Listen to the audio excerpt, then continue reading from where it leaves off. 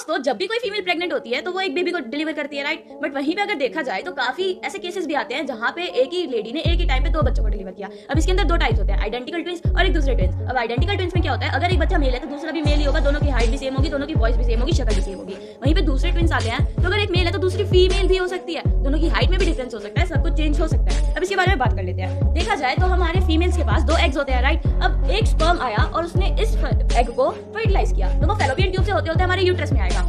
उसके बाद अगर यही एग ने उसी टाइम फर्टिलाइज होते होते ऐसे डिवाइड हुआ और 2 अलग अलग सेल बना दिए तो ये एक ही स्पर्म से फर्टिलाइज हुआ है, तो फिर ये जो है ये एक ही सेक्स बनाएगा। मतलब अगर ये मेल है तो ये मेल ही बनेगा, अगर ये फीमेल है तो फीमेल ही बनेगा। दोनों की हाइट भी सेम होगी, दोनों की एज भी सेम होगी, इवन दोनों का शक्ल भी सेम होगा। वहीं पे अगर दूसरी बात की जाए, अगर ये एग है, दूसरा एग है, दोनों अलग अलग एग्स हैं और दोनों अलग अलग एग्स को अलग अलग स्पर्म सेल ने आके फर्टिलाइज किया है, तो ये मेल भी हो सकता है, ये फीमेल भी हो सकती है, ठीक है। दोनों में हाइट भी चेंज होगा और शक्ल भी चेंज हो सकती है। It's normal but it's rare.